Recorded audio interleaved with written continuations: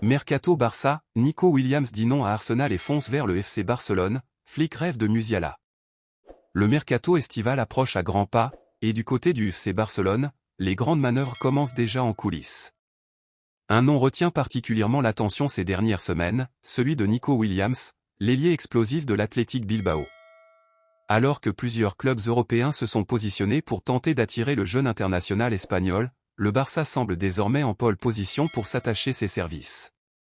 Depuis plusieurs mois, la direction sportive catalane affine ses plans pour renforcer l'effectif de Hansi Flick en vue de la saison prochaine.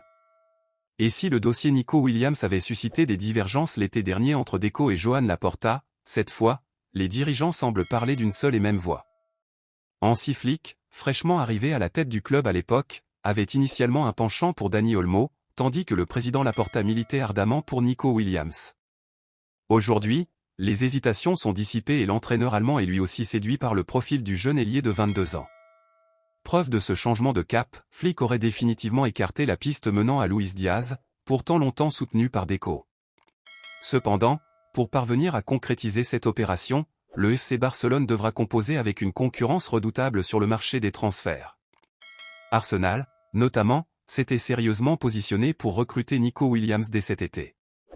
Les Gunners étaient prêts à lever sa clause libératoire estimée à 60 millions d'euros et à lui offrir un contrat des plus attractifs.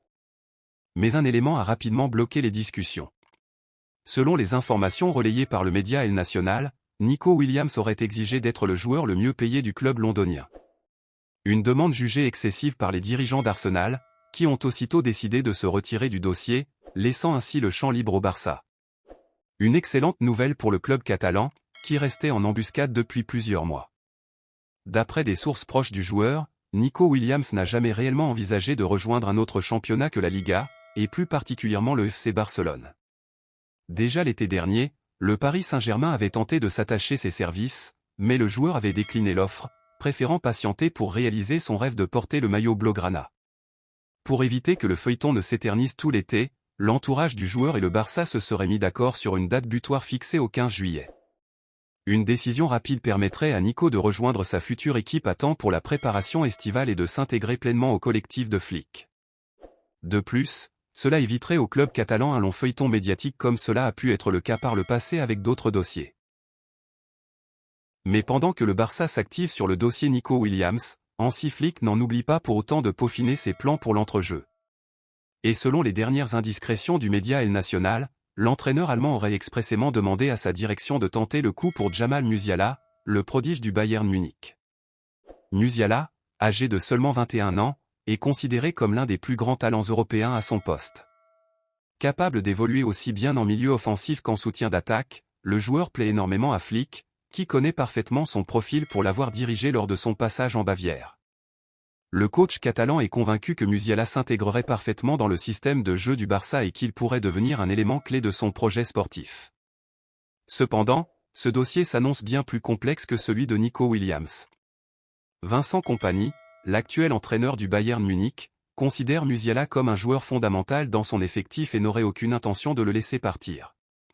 Pour espérer attirer le jeune milieu offensif allemand, le Barça devra donc faire preuve de stratégie et proposer une offre à la hauteur des attentes bavaroises, tout en convainquant le joueur de venir poursuivre sa carrière en Catalogne. Ce double chantier montre à quel point Joan Laporta, Deco et Hansi Flick travaillent activement pour bâtir une équipe capable de renouer avec les sommets européens dans les années à venir. L'été promet d'être intense du côté du Camp Nou, avec plusieurs dossiers chauds qui devraient animer le mercato catalan. En résumé, le FC Barcelone tient peut-être sa première recrue estivale avec Nico Williams, tandis que le rêve d'attirer Jamal Musiala reste vivant, même s'il demandera patience et négociations serrées. Les supporters du Barça peuvent s'attendre à un été animé et riche en rebondissements. Barcelone sans Lewandowski, une attaque libérée? Les chiffres parlent. Mauvaise nouvelle pour le FC Barcelone, Robert Lewandowski risque de manquer la finale de la Coupe ainsi que les deux confrontations cruciales face à l'Inter Milan. Une absence de taille pour les hommes de Hansi Flick, tant le buteur polonais reste l'une des pièces maîtresses du système catalan depuis son arrivée. Pourtant, si l'on se penche de plus près sur les performances de l'équipe lorsque Lewandowski n'était pas sur le terrain, on remarque des statistiques particulièrement intéressantes et même encourageantes. En effet, lorsque le Barça a dû évoluer sans son numéro 9, d'autres joueurs ont su se montrer à la hauteur et assumer leurs responsabilités offensives. Parmi eux, Ferran Torres s'est souvent illustré en jouant un rôle décisif sur le front de l'attaque. Que ce soit par ses appels en profondeur, ses prises de balles rapides ou encore sa capacité à déstabiliser les défenses adverses, Ferran a prouvé qu'il pouvait être bien plus qu'une simple doublure. Dans le même registre, Dani Olmo, bien qu'il n'ait pas encore totalement conquis les supporters culés, a su saisir sa chance à plusieurs reprises. Lorsqu'il a été aligné, il a apporté du dynamisme, de la créativité et surtout, de l'efficacité dans les moments importants. Avec ces deux joueurs, le Barça a réussi à décrocher des victoires importantes et à livrer des prestations collectives convaincantes.